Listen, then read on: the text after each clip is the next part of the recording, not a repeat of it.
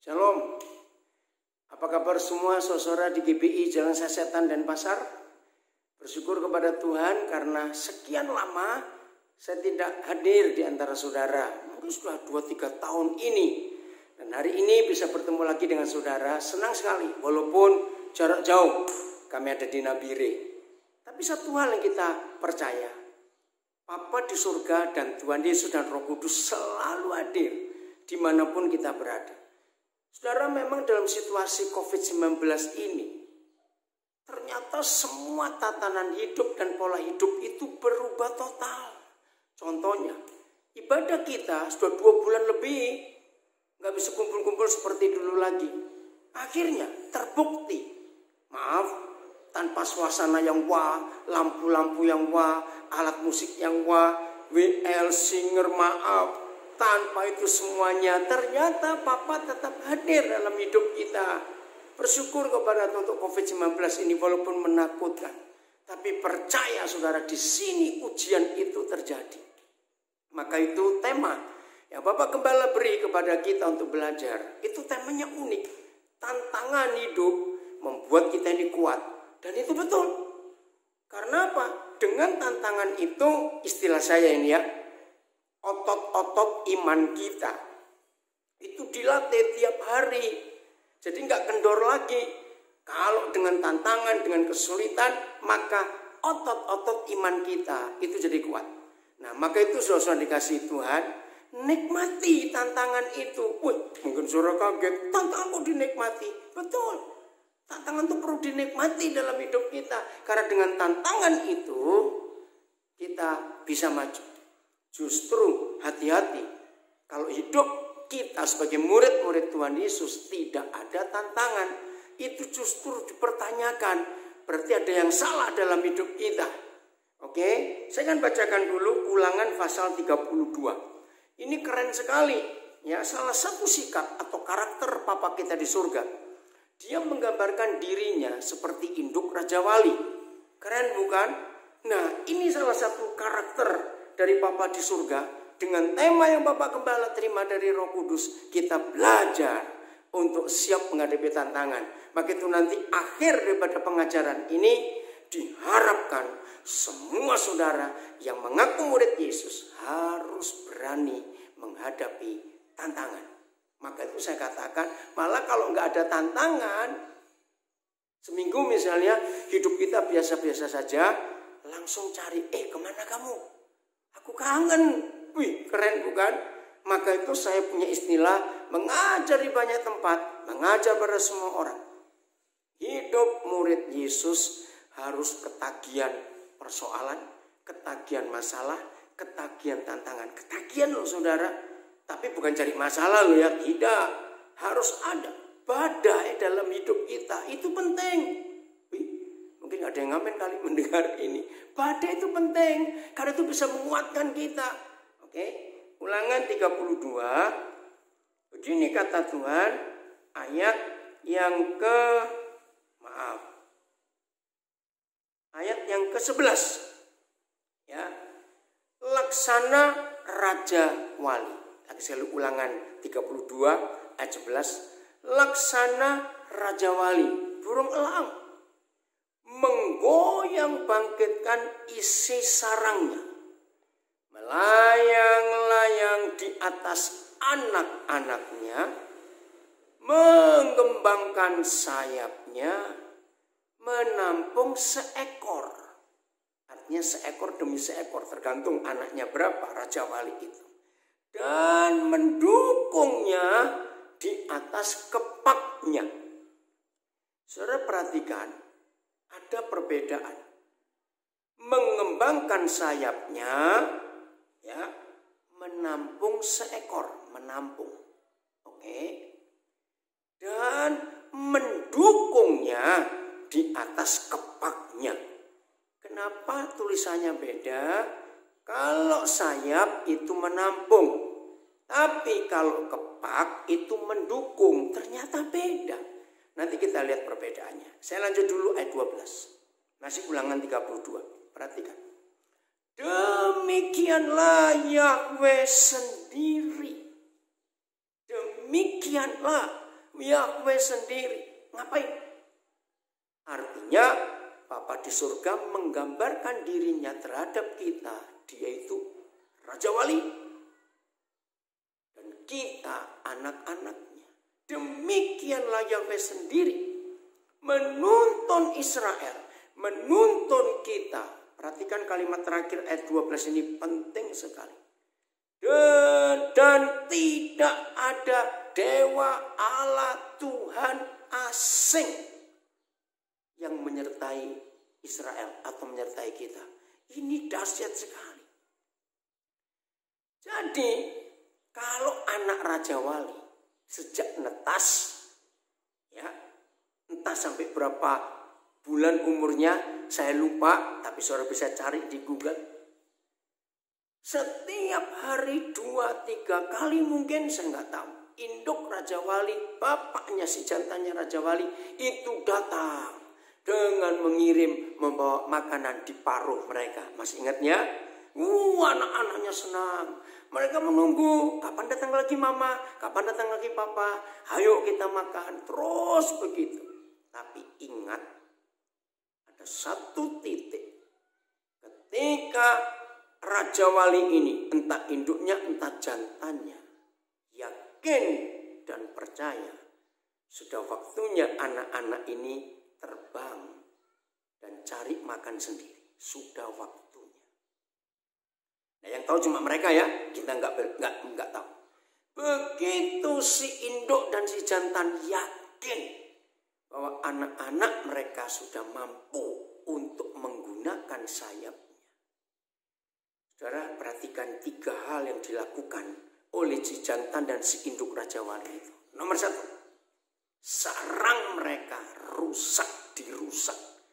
Laksana Raja Wali menggoyang bangkitkan isi sarangnya. Jadi sarangnya diobrak-abrik. Saudara bayangkan dari sejak anak-anak itu netas dari telur sampai mereka percaya ini anak-anak sudah bisa terbang sendiri. Masih ingat? Dalam hidup ini zona nyaman. Perhatikan, zona nyaman itu berbahaya. Kenapa berbahaya? Karena akan membuat kita nggak tahu bahwa kita ini bisa terbang. Maka itu harus diajar dan diberitahu supaya anak-anak Raja Wali ini bisa terbang sendiri. Nah, zona nyaman mereka adalah sarang mereka yang dibuat oleh induknya, yang dibuat oleh jantannya. Dan tahu sarang Raja Wali itu minimal, saudara, sekian meter di atas permukaan tanah. Tidak ada Raja Wali yang buat sarang itu 5 meter di atas permukaan tanah. Tidak ada. Mereka senang yang tinggi. Makin tinggi tempat itu, mereka suka. Kenapa? Ada 2 alasan. 1, supaya predator, ya binatang-binatang yang akan memangsa anak-anaknya kalau baru netas itu tujuannya, supaya mereka nggak diganggu. Tapi yang kedua yang penting, saudara. Mengapa Raja Wali memilih sarang tinggi sekali? Sedapat mungkin, setinggi mungkin. Ini yang kedua ini penting. Supaya ketika tiba saatnya, anak-anak itu harus belajar terbang. Bayangkan, kalau orang Jawa bilang, tinggal dijongkroke, mau ya, tinggal didorong. Ketika sarang itu diobrak-abrik, bingung anak-anak itu, pasti ketakutan, pasti teriak-teriak. Renungkan, pasti kalau mereka bisa ngomong seperti kita, Mama kenapa engkau kejam sekali? Papa kenapa engkau kejam? Ketika mereka harus didorong dari sarang sudah dirusak itu, saudara renungkan, pasti mereka ketakutan. Mungkin kalau kita pasti sudah mungkin maki-maki, maaf. Tuhan kenapa engkau tinggalkan aku? Tuhan kenapa engkau diam? Aku sudah doa puasa Tuhan. Aku sudah doa pagi Tuhan. Aku sudah memberi perpuluhan, maaf. Aku sudah begini Tuhan. Kenapa engkau kejam? Tidak. Bapa di surga nggak pernah kejam kepada kita. Dia hanya ingin satu hal. Tinggalkan zona nyamanmu. Hadapi tantangan. Hadapi badai. Karena itu akan buat kamu kuat. Otot-otot imanmu kuat. Renungkan kalimat ini. Maka itu COVID-19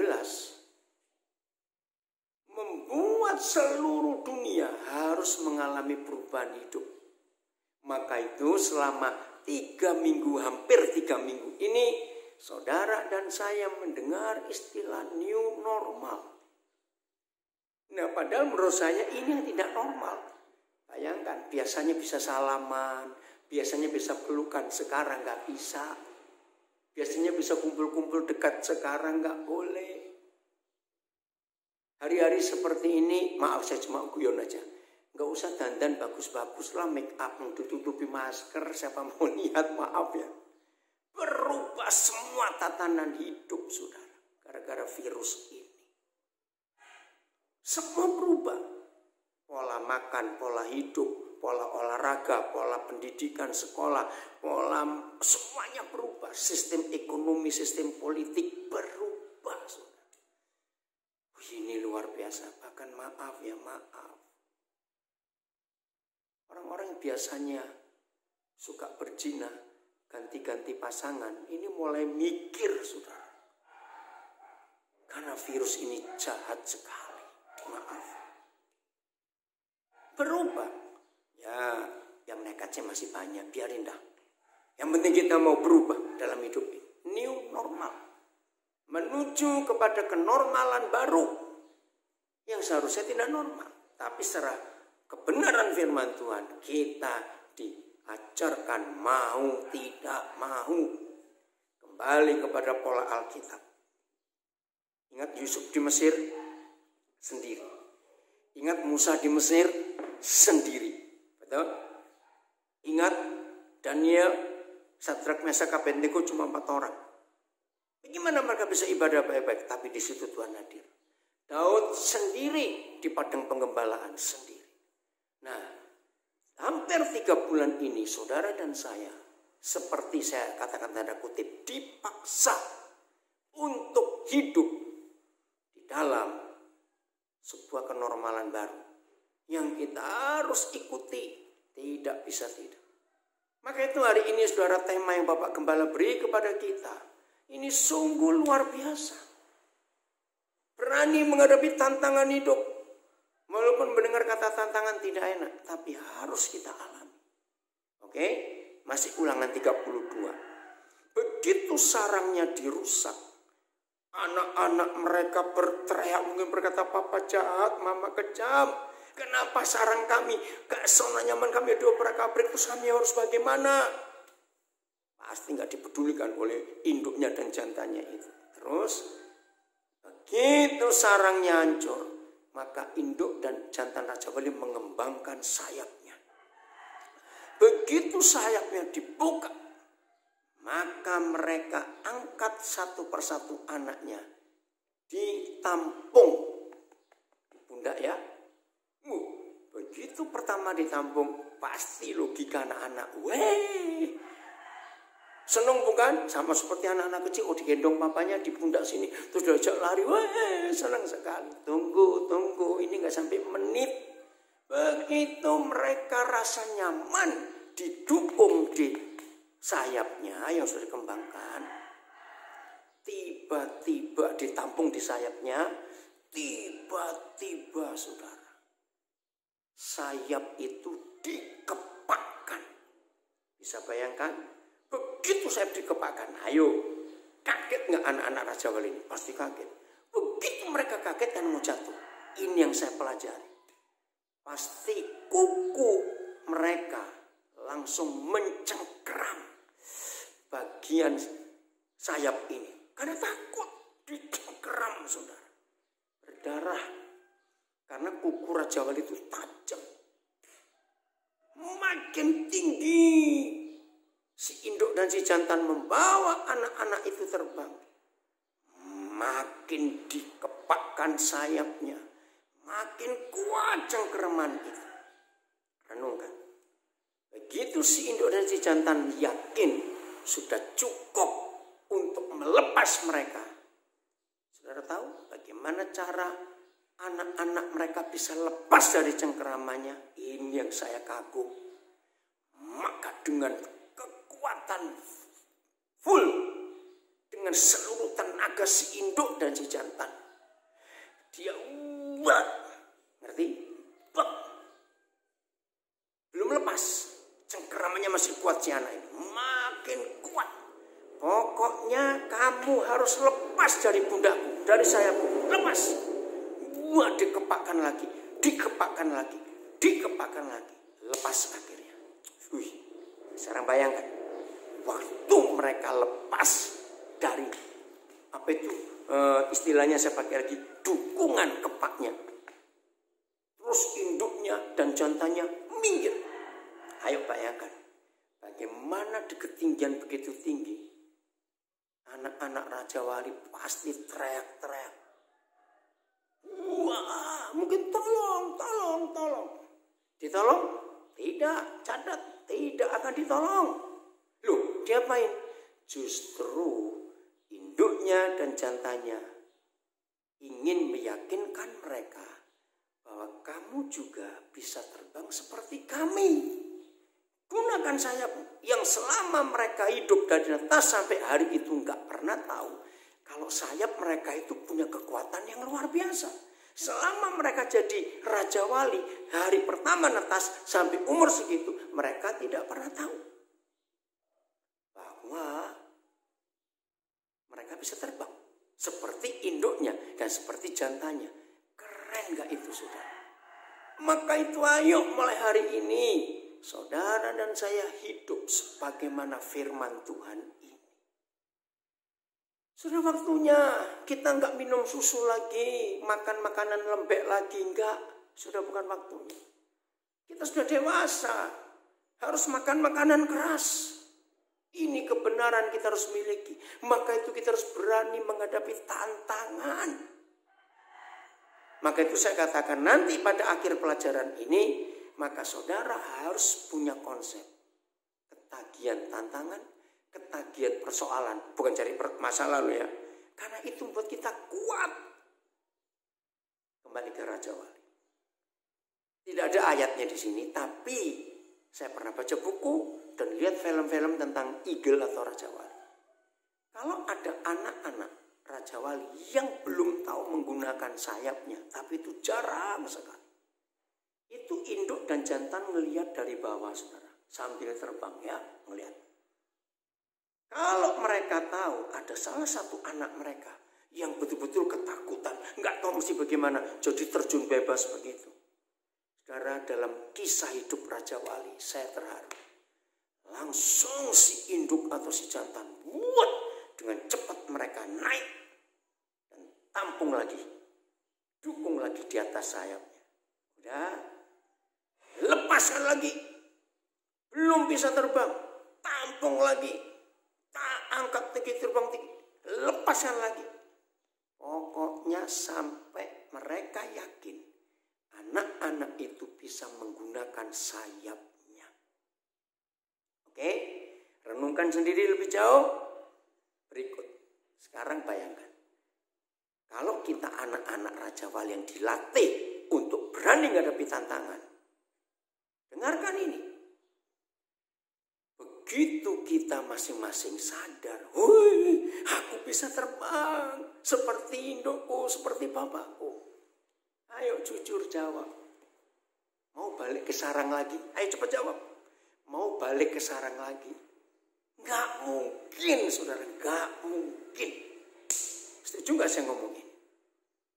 Maka itu ketika new normal, kenormalan baru harus kita hadapi. Jangan ku ingin seperti dulu lagi. Awas, saudara. Kita sudah berubah total. Saya cuma cerita ya. Salah satu pertanyaan sekian banyak orang, banyak tentang saya. Di lockdown, dikunci di Papua. Memang rumah kami di Papua. Sejak Maret yang lalu. Pertanyaan yang sama dari semua orang yang kenal saya di seluruh dunia. Apa Koden gak stres? Apa Koden gak bagaimana? Kenapa, saudara? Saya itu gak mau diem sehari aja enggak. Saya ini kalau terbang ya saudara, maaf ya saya cuma cerita. Minimal setahun itu 200 kali saya terbang. Itu minimal. Enggak pernah di bawah 200. Bayangkan, saya itu hidup bergerak terus. Tiba-tiba dikunci seperti ini. Bayangkan. Nah, saya tiba di Nabire tanggal 23 Maret. Ya, setelah sekian banyak pelayanan dibatalkan karena kondisi. Nah, dari 1 Januari sampai 23 Maret, saya ini nyatetin terbang, hari ini kemana, naik pesawat apa, saya suka nulis. Ternyata, sampai 1 Januari sampai 23 Maret, itu saya sudah terbang 44 kali. Bayangkan, belum 3 bulan, 44 kali. Banyak. Nah, ini yang saya lakukan dalam hidup. Maka itu ayo, selama kita hidup ini kita betul-betul jadi berkat. Dan ternyata setelah saya 2 bulan lebih dikunci sini, saya ternyata makin sibuk, saudara. Aneh bukan? Kok bisa makin sibuk? Coba hari ini saja. Ya, saya harus ngajar 3 kali. Minggu kemarin waktu Pentakosta, tanggal 31 Mei. Wah, itu keren. Saya bisa khotbah di 3 negara, di 3 benua. Nah, bagaimana caranya? Pagi, saya ngajar di Nabire, online. Siang, saya khotbah di Sydney, online juga pakai video. Sorenya, malam ya, menjelang malamnya, saya khotbah di Los Angeles. Jadi di Indonesia, benua Asia. Lalu siang saya di benua Australia. Lalu malam saya di benua Amerika. Ayo, kalau nggak ada COVID-19, mana bisa? Ini yang luar biasa. Tapi, ini saya cuma cerita, jangan mikir macam-macam. Sampai orang-orang yang tahu itu heran. Anak saya kerja di Gerapari apa sampai heran. Papa ini telepon siapa? Jadi dari April, Mei, saya bayar telepon, saudara. Jangan kaget ya. Dan saya kalau berkat ini bukan saya minta uang. Saya bayar telepon 2 bulan itu 6.700.000 atau hampir 7 juta. Kaget orang-orang. Lu telepon, nah itu karena saya banyak telepon, saya banyak menggunakan. Kan semuanya harus pakai telepon. Bayangkan. Belum pernah seumur hidup saya bayar telepon semahal itu. Tapi itu berkat. Maka itu saya enggak stres. Saya betul-betul menikmati tantangan baru. Artinya, nah maka itu ayo mulai hari ini kita belajar akan kebenaran ini, saudara. Tantangan itu perlu dalam hidup kita. Jangan takut. Sudah ya? Jadi anak-anak Raja Wali tidak mungkin ingin balik ke sarangnya lagi. Enggak mungkin mereka bilang, Ma jangan kejam Ma. Tolong buatin sarang lagi Ma. Tolong Pak buatin sarang. Kami mau di situ saja. Enggak mungkin ada. Mungkin kalau manusia sih ada, maaf jangan tersinggung. Tapi kalau Raja Wali tidak mungkin ingin balik ke sarang itu lagi. Sebab mereka sudah menikmati. Pernah tahu Raja Wali? Kalau perlu ditayangkan tuh film tentang Raja Wali. Burung ini beda dengan banyak burung yang lain.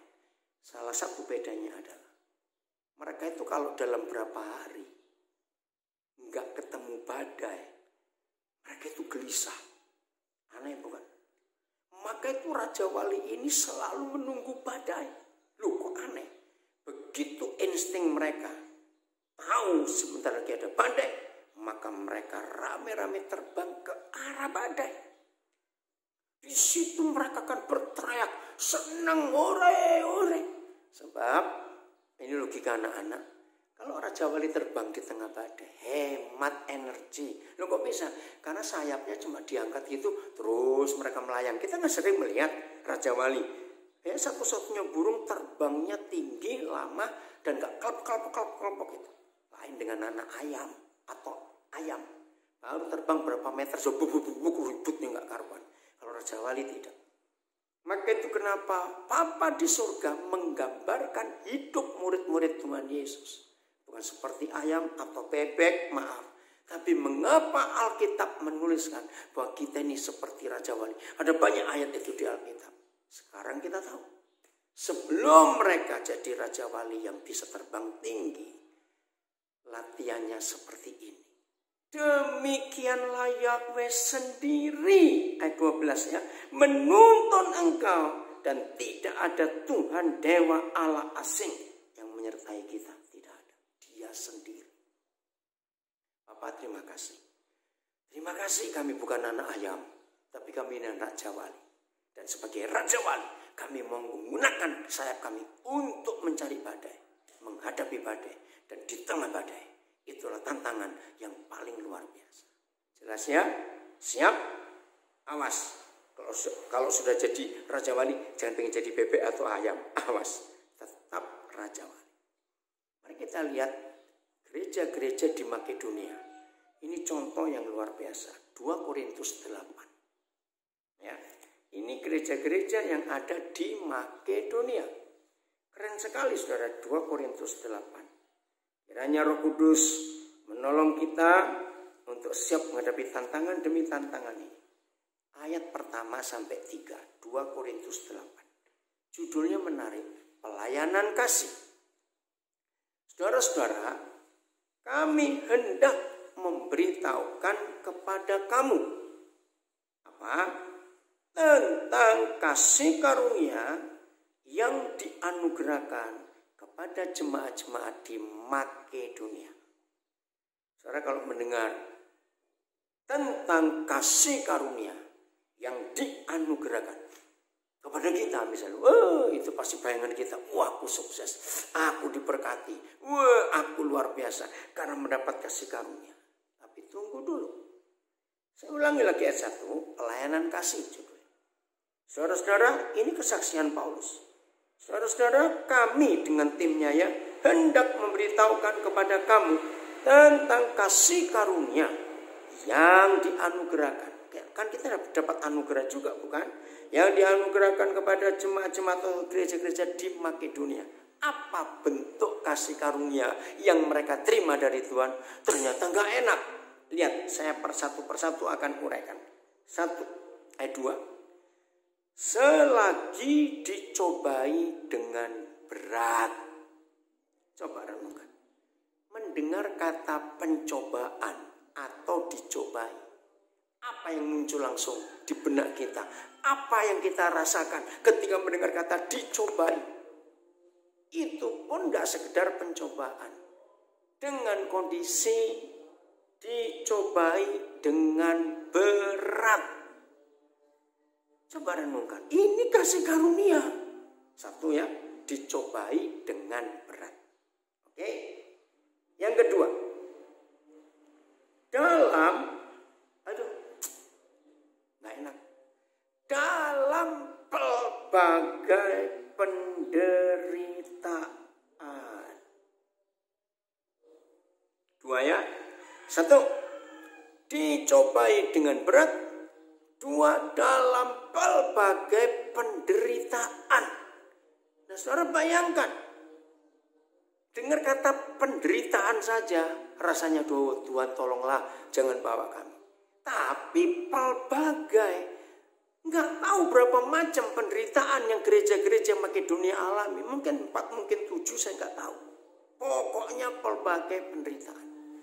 Saudara perhatikan apa yang keluar dari hidup gereja-gereja Makedonia yang mengalami pelbagai pencobaan dengan segala penderitaan, pelbagai macam penderitaan. Lihat ayat 2, masih ayat 2. Sukacita mereka meluap, sukacita. Dalam kondisi mereka mengalami pencobaan yang berat di dalam pelbagai penderitaan. Kok bisa sukacita mereka meluap? Karena gereja-gereja Makedonia sudah terbiasa dengan tantangan. Saudara tinggal di Bali tahun 79. Pertama kali saya ke desa Blimbing Sari dan Ambiar Sari yang ada di Singaraja. Tolong catat ya, 2 desa itu ada datanya di UNESCO, di PBB. Mereka ditetapkan oleh Situs Dunia sebagai tempat yang indah, kampung Bali yang terbersih. 79 saya ke sana. dengan Pak Arkelaus, hamba Tuhan, saya nggak tahu masih hidup atau tidak, dari gereja Kemah Injil yang ada di Denpasar, Pak Arkelaus. Waktu itu kami ke Bali, saya satu tim 6 orang untuk perjalanan ke Kupang. Tapi mampir Bali, dulu kami naik kapal. Dari Surabaya, Tanjung Perak, kami ke Bali naik kapal. Pesawat, waduh nggak mungkin, hanya untuk orang kaya. Zaman itu bis malam juga belum ada. Ya, 79 naik kapal. Dari Bali setelah pelayanan kami ke Timor, itu tahun 79, naik kapal lagi. Saudara, saya itu kaget. Lu kenapa bisa begini? Nah, tahun 84 saya kenal dengan mantan bishop Gereja Kristen Protestan Bali. Beliau masih hidup, sudah 80 tahun umurnya. Kalau saudara pernah tahu sejarahnya Dianapura, hotel yang di Kuta, sayang, inilah jahatnya setan merusak gereja. Hotel terbesar pertama di Pulau Bali bukan Bali Beach, tapi Dianapura. Sekarang saya nggak tahu jadi apa. Lalu Pak, namanya Dr. Iwayan Mastra. Saya panggil dia Pak Mastra. Nah, Pak Wayan Mastra dalam sejarah Bali adalah orang Bali pertama yang jadi doktor lulusan Amerika. Tahun 69 kalau saya tidak salah, atau 71, saya nggak ingat ya, 69 mungkin, saya lupa. Pak Master ini lulus dari Amerika sebagai dokter, pulang ke Bali. Dan dia bawa uang. Hasil kerja dia selama kuliah, itu kerja di perpustakaan, maka semua kerjaan diterima oleh Pak Wayan, masih muda. Nah, waktu pulang bawa sekian ribu dolar. Nah, teman-temannya bilang, beli taksi. Waktu itu turis mulai masuk ke Bali. Tapi Pak Wayan ini punya ide yang saya pakai sampai hari ini. Dari filosofi orang-orang tuanya. Ya, karena orang menjadi murid Yesus sebagai orang Bali itu menderita. Karena dikucilkan, subak nggak bisa dapat. Banyak ya, itu dulu, sekarang sudah berubah. Toleransi sudah tinggi. Nah, Pak Wayan punya konsep. Kalau punya uang, belikan barang yang buatan Tuhan. Jangan buatan manusia. Semua barang buatan manusia sehebat apa, begitu kita beli nilainya turun. Tapi kalau kita beli yang buatan Tuhan, apa buatan Tuhan? Ada 3, tanah, ternak, dan emas. Nah, Pak Wayan begitu pulang dari Amerika, dapat uang, dia beli tanah di Kuta dan itu Dianapura. Dan dia beli tanah di Legian. Maka itu berdiri di rumah beliau Hotel Mastapel Garden. Berapa kali saya nginap di tempat itu, berapa kali saya nginap di Dianapura. Nah, saudara, karena hidup sebagai gereja di tanah Bali, Pulau Bali waktu itu sangat susah. Maka itu sampai hari ini semua gereja, pendeta gereja Bali tidak boleh ada yang full time. Maka itu gereja Bali ini gereja yang paling kaya di Indonesia. Punya hotel, punya kampus, universitas, punya jasa catering, tata boga marga, punya politeknik, punya banyak panti asuhan. Istri-istri para pendeta di Bali pasti punya usaha entah salon, toko souvenir, rumah makan, apa saja. Karena ada penderitaan, ada tantangan. Maka itu mereka harus berjuang. Maka itu gereja Bali beda dengan banyak gereja yang lain. Apalagi kalau dibandingkan, maaf ini, gereja-gereja aliran karismatik atau Pentakosta. Pendeta gereja Bali harus berjuang sendiri. Nggak boleh minta uang jemaat karena keadaan itu susah. Maaf. Nah, Belanda karena melihat orang-orang Bali yang jadi Kristen terkucilkan, maka Belanda mengungsikan mereka ke Singaraja supaya jauh dari pusat kota Denpasar. Disitulah Blimbing Sari, Ampiar Sari berdiri sampai hari ini. Keren. Kalau tidak ada masalah, tidak ada tantangan, tidak ada kesulitan, maka orang Bali beda, Kristen Bali beda. Maka itu sekarang Blimbing Sari, Ampiar Sari luar biasa. Bagi saudara yang tinggal di Denpasar, harus mengunjungi 2 desa itu. Keren sekali, saudara. Sungguh Tuhan dipermuliakan lewat itu. Nah, inilah bukti sukacita mereka meluap. Dalam kondisi mengalami berbagai pencobaan, dicobai dengan berat, di dalam berbagai penderitaan. Belum selesai.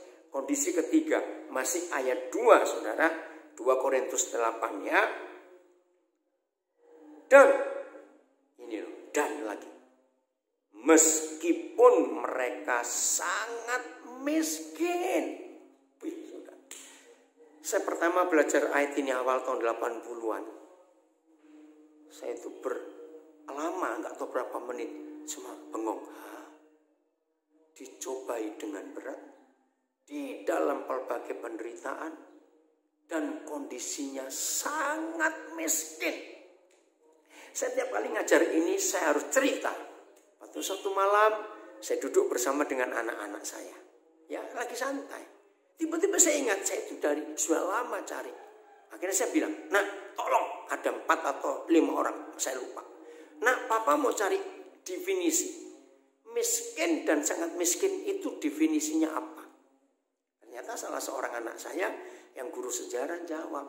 Yang lain jawabannya terlalu panjang. Pak, kalau miskin itu nggak punya apa-apa. Terus, kalau sangat miskin, apa-apa tidak punya.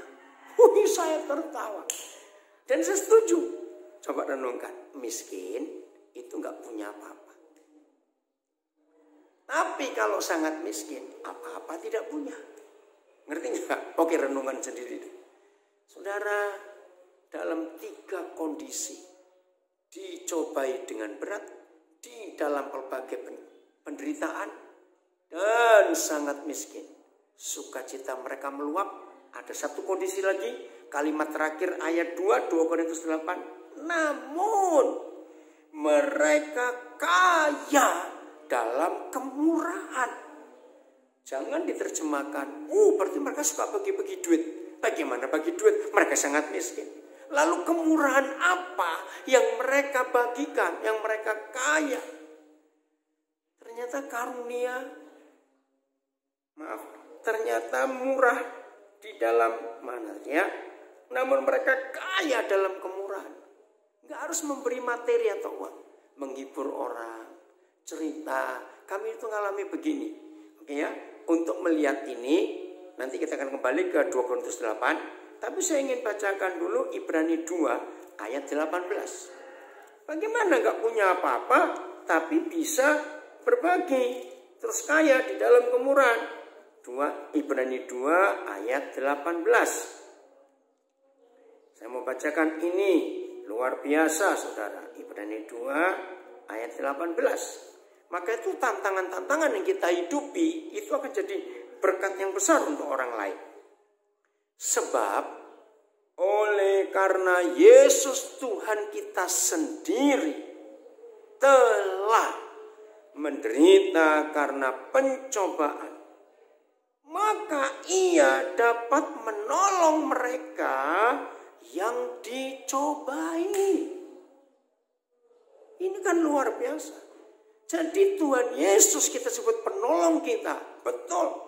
Memberi jalan keluar untuk semua masalah hidup kita. Betul. Dia yang paling tahu bagaimana penderitaan kita. Betul. Tapi saudara nggak boleh lupa. Mengapa dan bagaimana Yesus bisa buat itu semua untuk kita? Ternyata ini jawabannya. Dia sendiri telah mengalami semua pencobaan itu. Karena dia sudah mengalami semua, maka itu dia bisa menolong orang yang kena pencobaan. Jadi sekarang saudara tahu mengapa gereja-gereja Makedonia dalam kondisi dicobai dengan berat dan mengalami berbagai penderitaan dan sangat miskin keadaannya. Tapi sukacita mereka meluap dan mereka kaya dalam kemurahan. Ternyata untuk berbuat baik, untuk menyatakan Injil Yesus Kristus kabar baik, kita nggak perlu punya materi dulu. Kalau punya lain loh ya, ini yang nggak punya. Saudara dan saya ketika secara materi nggak punya apa-apa, kita masih punya tangan, kita masih punya mulut, kita masih punya ide. Nah, gunakan tangan kita untuk menolong, merawat orang lain. Gunakan mulut kita untuk menghibur, menasihati, menguatkan orang lain. Gunakan ide-ide kita untuk menemukan jalan keluar. Ini kesaksian kemarin, saudara. Ya. 3 hari yang lalu ada seorang saudara, anaknya 2. Dia telepon saya. Aduh, kondisi kami berat. Tapi maaf loh ya, saya telepon ini bukan minta apa-apa dari Koden. Saya cuma ingin berbagi. Saya nggak ada tempat. Saya tahu kalau saya berbagi masalah ini kepada teman-teman, pasti konotasinya saya minta duit. Nah, saya berani cerita ke Koden karena saya tahu Koden sendiri nggak punya duit. Ya enak tuh kan kalau begitu. Aduh, dia itu usaha jual beli rumah, properti. Dalam kondisi seperti ini, sepi bukan? Nah, padahal dia menjagakan usahanya ini untuk membayar berapa kebutuhan. Waduh, waktu saya dengar itu, ya saya bilang, pasti ada jalan keluar. Saya cuma hibur, saya kuatkan. Ingat loh, Tuhan itu bilang, anak burung aja nggak dibiarkan kelaparan begini. Dia saya tahu. Oke, luar biasa ya. Itu 3 hari yang lalu. Kemarin, ada satu keluarga, konseling pranikah untuk anaknya. Jadi setelah ngomong dengan orang tuanya, saya ngomong dengan anaknya. Cukup panjang, saudara. Hampir 1 jam atau lebih, saya nggak rasa. Nah, tiba-tiba ini belum selesai.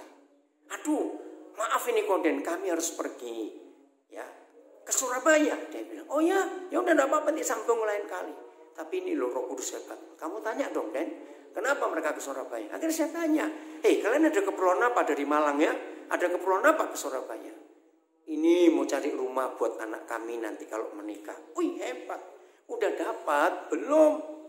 Tapi dalam sebulan ini setiap weekend kami bolak-balik Malang Surabaya untuk melihat. Kami sudah melihat kira-kira 16 rumah. Nggak ada yang cocok. Oh ya? Loh, mau nggak?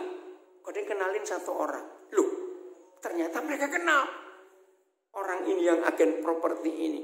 Loh, sejak kapan dia? Ya memang belum lama sih, 2 tahunan kira-kira. Oke, minta nomor teleponnya. Saya nggak nyangka, saudara. Ternyata mereka telepon agen properti ini. Saudara, kira-kira jam 4 sore saya ditelepon agen properti ini sambil menangis sukacita. Aduh, terima kasih. Loh, kenapa? Yang Koden suruh kontak. Hari ini mereka beli rumah yang saya agen. Dan dia cerita, ini betul-betul Tuhan. Kenapa? Enggak sampai 30 menit. Dan hanya melihat 1 rumah. Jadi. Saya sampai terharu sendiri. Terus. Enggak lama setelah ditutup telepon. Saya mau telepon yang orang Malang itu. Ternyata dia telepon dulu. Bilang, Koden terima kasih. Terima kasih. Aduh, kalau tahu begini. Ngapain kami sebulan ini bolak-balik. Capek cari rumah. Begitu dia tunjukkan 1 rumah ini. Dan di daerah yang kami cari. Di Surabaya Barat. Begitu kami masuk rumah itu. Kami sekeluarga. Suami istri 3 anak. Sejahtera, seneng lihat rumahnya. Wih, enak sekali. Harganya pun cocok. Saudara, beli rumah itu kan gak gampang. Ini gak sampai 30 menit langsung jadi. Dan hari ini mereka kan notaris buat akta jual beli semuanya. Setelah ditelepon oleh agen properti, ditelepon oleh yang dapat rumah, saya itu merenung. Ternyata menjadi berkat itu nggak tunggu kaya dulu, catat itu, betul?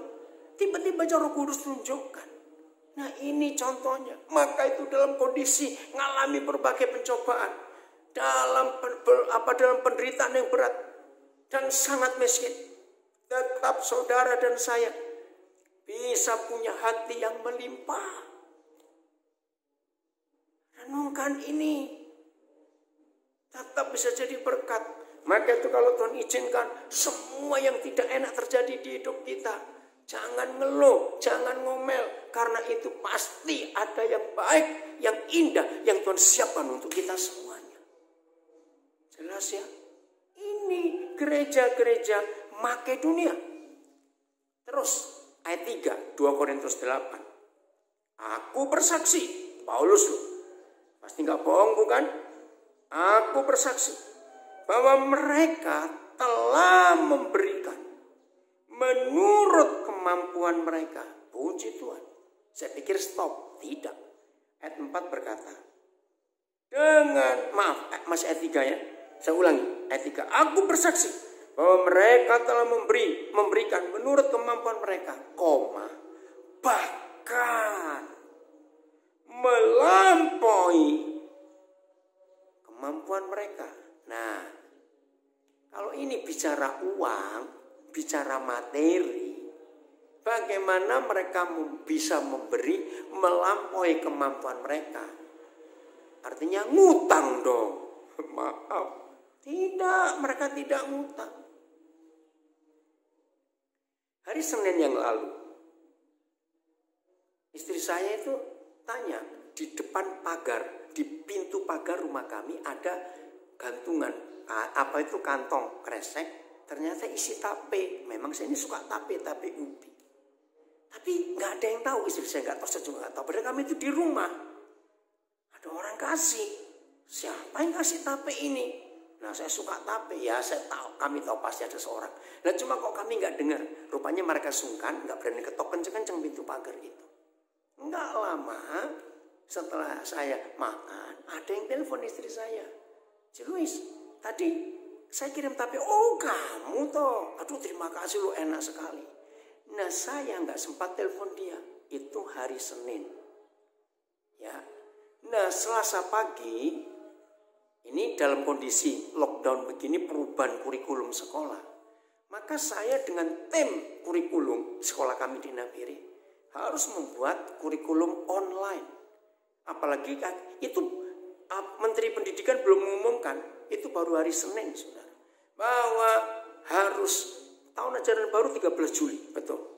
Tapi kemungkinan sampai Desember kita masih online. Wih, lama sekali. Itu kan hari Rabunya.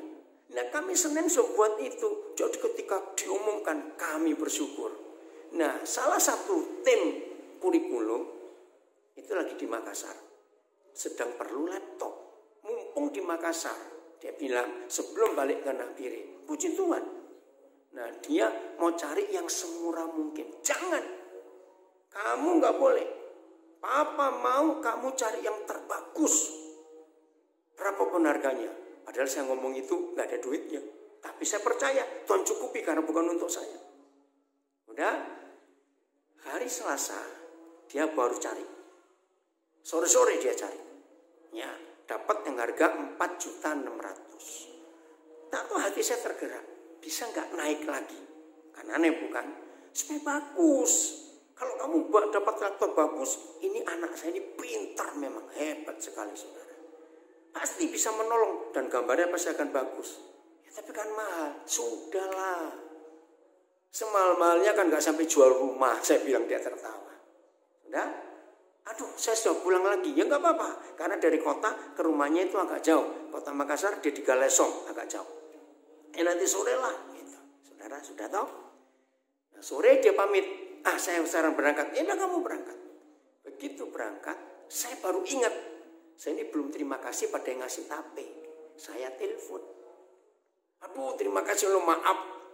Telat untuk bilang terima kasih. Oh, nggak apa-apa. Karena tahu-tahu si suami itu ngomong. Oke, mana? Saya mau ngomong. Apakah lagi perlu duit? Kaget saya. Aduh, pertanyaan ini aneh. Mana ada orang hidup nggak perlu duit? Maaf. Terus, ya ini ada guru. Nah, dia orang Nabire, saudara. Ada guru, dia tahu perjuangan kami untuk sekolah. Lagi perlu laptop. Oh ya? Sekarang di mana? Di Makassar. Ini lagi jalan menuju ke toko. Ya udah. Berapa harganya? Minta nomor rekeningnya. Saya kaget, saudara. Hah? Betul? Iya. Roh Kudus gerakan saya. Saya telepon anak itu.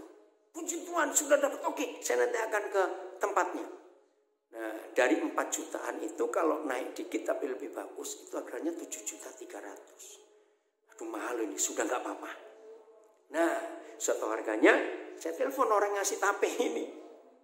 Maaf loh, jadinya mahal. Oh, nggak apa-apa, saya kirim 7,5 juta. Saudara bayangkan. Ini loh, maka itu jangan takut untuk memberi, untuk berkorban. Roh Kudus, nah itu yang saya alami. Memberi melebihi kemampuan. Ternyata bukan Tuhan minta saya membayar laptop itu, saya nggak mampu. Tapi melebihi kemampuan. Ternyata Tuhan bisa pakai cara lain. Betapa indahnya kalau kita hidup seperti ini, saudara. Maka itu musuh utama Injil bukan setan. Maaf. Musuh utama Injil itu orang Kristen yang kaya tapi pelit. Catat itu, maaf saya berkata. Apa itu musuh Injil? Awas pura-pura lupa. Orang Kristen kaya tapi pelit. Itu musuh Injil.